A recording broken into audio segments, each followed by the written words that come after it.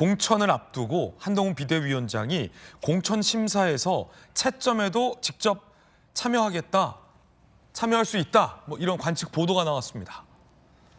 오늘 아침에 새로 보도된 새 뉴스인데요. 국내임 공천 신청자 심사 중 현역 의원, 원외 당협위원장 대상 당 기여도 15점 만점 중에 몇 점? AD 4단계로 평가된다는 거예요. 반영하겠다는 거예요. 당 기여도. 평가자에는 채점자죠. 한동훈 비대위원장이 직접 들어간다. 윤재호 원내대표도 직접 들어간다. 이런 얘기가 나왔습니다. 당의 핵심 관계자는 배점 간격이 크기 때문에 20점 반영되는 당무감사 결과 못지않게 비중이 크다라고 밝혔습니다. 한동훈 비대위원장이 공천에 대한 의지를 거듭 밝힌 바 있습니다. 요거는 당의 법률자문위에 소속돼 있잖아요.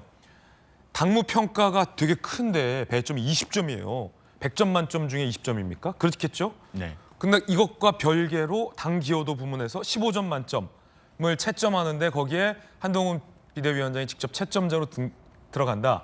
그러면 A, B, C, D 점수가 4개인데 A는 당연히 15점 만점일 텐데 예를 들어 B나 C가 될 경우에는 등급이 4개밖에 없으니까 뭐 대학교 학점은 A, B, C, D, F까지 있잖아요. 근데 그러면 이 A 등급과 B, A와 C 등급 차이가 크겠는데요? 15점이면 뭐 13점, 그렇죠? 9점, 6점 이렇게 되겠나요? 뭐 차이가 적지 않겠습니다만 예. 저는 뭐 한동훈 비대위원장께서 공정하게 하실 거라고 생각합니다. 그러면 왜냐하면은, 여기에서 네. 예를 들어 한동훈 비대위원장이 두 후보가 있어요. 정혁진과 송 변호사가 있는데 당무평가도 비슷하고 약간 뭐 변호사하고 비슷비슷해요.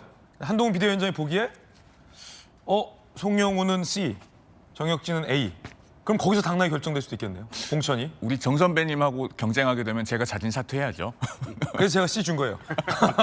아니 한 비대위원장 선택에 달릴 수 있겠네요. 공천이. 그러니까 지금 이 문제는요. 물론 한동훈 비대위원장께서 그걸 평가에 참여를 하시겠지만 공정하게 하실 거라고 봐요. 왜냐하면은 기존의 그 여야 당 대표들처럼 자기 계파가 있거나 보수형으로 정치해 오신 분이 아니잖아요. 12월 말에 이제 당에 오셨고 비대위 맡은 지 이제 한 달이 좀 넘었기 때문에 사실 뭐 잘 모르는 의원들, 잘 모르는 당협위원장들이 많습니다. 그러면은 객관적인 어떤 평가 자료를 가지고 그런 거는 당에서 이제 그 자료들을 전부 취합을 하겠죠. 네. 준비를 하고 그런 것들 토대로 객관적인 평가를 하게 될 거고 또 당내외의 평가도 많이 주변에서 의견 수렴할 것 같습니다. 예를 들면 뭐 이재명 대표 같으면은 본인의 그 친명 라인 같은 게 있지 않습니까? 그러면은 만약에 이재명 대표가 민주당 의원들을 상대로 당 기여도를 평가를 한다라고 하면은 계파 같은 것이 많이 작용하겠지만 지금 당에 무슨 친한이라고 부를 수 있는 사람들은 없잖아요. 그러니까 그런 건 공정하게 평가가 될 것 같고 만약에 한동훈 비대위원장이 이 평가에 참여하지 않는다면 참여하지 않는 대로 또 야당은 그걸 공격거리로 삼을 겁니다. 뭐 실권이 없다는 둥, 뭐 누가 다 한다는 둥 이런 얘기들을 할 거라서요. 저는 이거는 제도가 이렇게 설계되어 있는 거를 그냥 있는 그대로 보는 게 맞다라는 생각을 가지고 있습니다. 그러면 조기현 변호사님, 요즘 들어서 이제 한동훈 비대위원장의 포석으로 어떤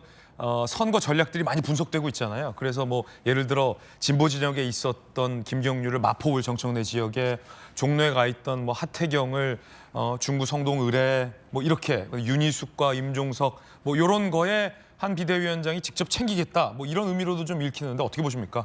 수도권 선거 전략상은 뭐 꽤 주목받을 만한 행보를 하고 있는 건 맞습니다. 네.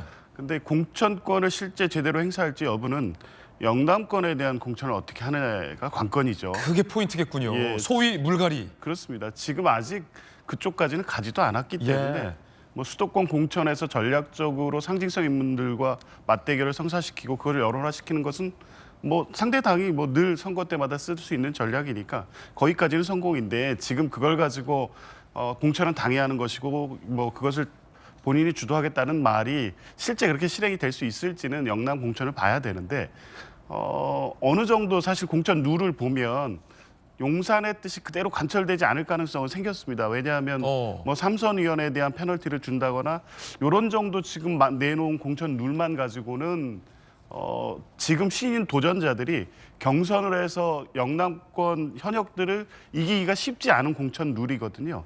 그렇다고 보면 뭐 한동훈 위원장이 설계한 대로 본인이 주도하는 공천이 될 수도 있는데 지금까지 보이는 거. 근데 지금 얘기한 기여도에 대한 평가라든가 이런 부분은 자의가 개입될 소지가 많습니다. 이게 정량화된 기준이 있는지 없는지 모르겠지만 당대표가 직접 평가에 관여를 하는 것도 또 전례가 없어 보이고요. 그리고 기여도회라는 것이 어떤 뭐 정량화돼서 있다면 모를까 A, B, C, D로 나눈다고 하면 A에서 D가 실제 경선에서 당락을 가르는 아주 결정적인 차이가 될 수도 있거든요. 이제 그런 부분에 대해서는 뭐 주도한다는 측면에서는 직접 개입하는 것이 뭐 그거 본인이 얘기했던 바를 밝히는 걸 수도 있지만 아마 그 대상이 되는 분들로서는 이게 공정한 공천이 될 수 있느냐에 대한 문제제기가 지금 나올 수밖에 없는 상황이거든요. 예. 뭐 어쨌든 전체적으로 외부적으로 보이는 모양새는 한동훈 위원장이 공천을 주도하는 것처럼 보이지만 실제 이제 영남권 공천이나 이 과정에서 용산이 지금 한동훈 위원장이 하는 대로 가는 과정을 그대로 지켜만 볼 것이냐 이 문제는 더 진행되는 상황을 봐야 될 것 같습니다. 공천의 주도권, 이번 선거의 주도권은 용산에 있는 게 아니라 당에게 있고 나에게 있다라는 의미를 한동훈 비대위원장이 은연중에 강조하는 것 아니냐 이런 해석도 나옵니다. 들어보시죠. 우리 공천은 과정도 공정해야 하고 이긴 공천, 설득력 있는 공천을 할 겁니다. 공천은 공관위원장과 제가 직접 챙길 겁니다. 저는 이 당에 아는 사람이 없습니다. 그리고 당 외에 있는 사람을 아는 사람이라고 밀어줄 정도로 그렇게 멜랑콜릭한 사람도 아닙니다. 실제로 공정한 공천을 할 겁니다. 내가 아는 사람이라고 밀어주는 그런 멜랑콜리하게 공천 안 한다. 이기는 공천, 승부수가 있는 공천을 하겠다라는 의지를 거듭 강조했습니다. 한 비대위원장이 직접 채점에도 참여한다. 두 가지 의미가 있을 것 같은데 네. 김영주 의원님, 예. 예전에 아무리 파워가 센 당대표더라도 공천 사고가 좀 왕왕 있었어요. 예를 들어 최고위나 이 당 지도부에 보고된 공천 명단과 공관위에 들어갔다가 도장 찍혀서 나온 명단이 달라. 이런 적도 있었고 지난 총선 때는 그 이제 모 정당과 비례 정당의 이 공천 결과가 달라서 난리 났던 적도 있었고 그 전에는 당 대표가 옥새 들고 날랐던 적도 있고 근데 이렇게 되면 그런 공천 사고는 없다. 한 비대위원장이 직접 공천에 영을 세우겠다. 뭐 이런 의미가 있는 거잖아요. 내 옥새는 내가 지킨다. 내 옥새는 내가 지킨다. 이런 부분이죠. 그렇죠. 근데 한편으로 보면 방금 조 변호사 얘기한 것처럼 이게 공천인지 사천인지 모르겠다는 얘기도 생길 수 있어요. 왜냐하면 그동안에 인천하고 서울에서 보여준 분이 아는 사람은 다 이기는 공천이다 이렇게 얘기할 수밖에 없는 거고 그러면 원희룡, 윤희숙, 뭐 김경률 이런 사람들은 상당히 손을 이미 들어준 부분이고 예를 들어서 15점 배점이면 A, B, C, D를 하면 15, 15, 제로 15점 차이가 날 수도 있는 거고요. 당무감사보다 훨씬 말하자면 거의 준하는 네. 부분인데 그러면 당에 12월 말에 오신 분이 어떻게 당에 누가 기여를 많이 했는지 못했는지를 어떻게 아나요? 이제 그런 부분도 논쟁을 하기 시작하면 논쟁이 될 것이고 물론 이제 뭐 마포울이나 이렇게 네. 12년 내내 국민의힘이 진 곳 같은 경우는 이제 전략공천 전략공천 지역으로 묶어버리겠죠. 그럼 네. 이런 논의 자체가 무의미해지는 거죠. 네. 그리고 아마 이제 신인들은 불만을 느낄 수도 있어요. 한편으로는 당무감사에 낮은 점수를 받은 현역이 당을 많이 기여한 사람으로 느껴질 수도 있고 상세 요소가 될 수도 있고 네. 이게 어떤 결과가 나올지는 모르겠습니다만 어쨌든 저는 최근에 민주주의 당의 정당 민주화라는 것이 썩 좋은 것만은 아니다. 당이 권위를 가지고 일정 정도 힘을 가진다는 면에서는 나쁘게 보지는 않습니다. 네. 그런가 하면 한동훈 비대위원장이 당사를 청소해 주시는 분들과 또 관리해 주시는 분들과 식사 자리를 마련했는데 이런 일이 전례 없는 일이라고 합니다. 자, 이렇게 당사 청소하시는 직원분들과 관리하시는 직원분들을 식사를 챙겼습니다. 사실 지금 뭐 비대위원장 일정이 굉장히 정신없이 바쁘게 돌아가는 일정인데 짬을 낸 거죠. 그래서 식사를 대접해서 고생이 많다. 당대표들 중에 이렇게 당사 관리하시는 분들을 식사 대접했던 사례는 없었다라고 합니다. 직원 여러분들의 반응은 어떨까요? 한동훈 위원장이 우리에게 굉장히 신경을 많이 쓴다. 빨간 패딩도 주겠다고 하고 냉장고를 교체해 주겠다고도 했다. 사실은 이렇게 좀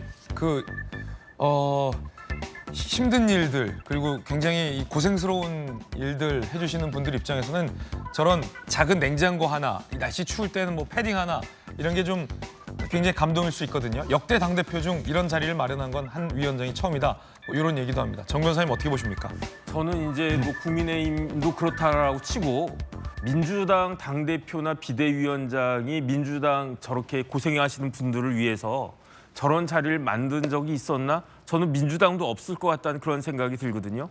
저는 굉장히 놀랍다라고 생각하는 게 정치한다라고 하시는 분들이 저런 자리를 이번에 처음 만들었다라고 하는 것 자체가 그게 굉장히 놀랍다는 생각이 들어요. 그다음에 지난주에 제가 그 여의도 연구원 좌담에 갔다 오지 않았습니까? 네. 그런데 좌담의 끝까지 한동훈 비대위원장이 있었어요. 그런데 그걸 보고 여의도 연구원에 있는 사람들이 놀라더라고요. 왜 놀라냐면 원래 이제 뭐 국회의원이나 비대위원장이나 당대표나 이런 분들은 와가지고 간단히 축사만 하고 자기 할 말만 하고 그다음에 휘잉하고 가버린대요. 예외가 한 번도 없었대요. 그런데 한동훈 비대위원장은 끝까지 남아 있어가지고 다 잘 이야기 듣고 마지막에 정리까지 자기가 또 이야기를 하고 그런 모습은 자기들이 이제 여의도 연구원 그 박사들이 처음 본다 그 이야기를 갖다가 하는데 마찬가지로 법무부에서도 한동훈 비대위원장이 법무부 장관으로서 어떻게 했는가 법무부에 검사같이 이렇게 잘 나가고 높은 분들 말고 법무부의 일반 직원들한테까지도 굉장히 잘해가지고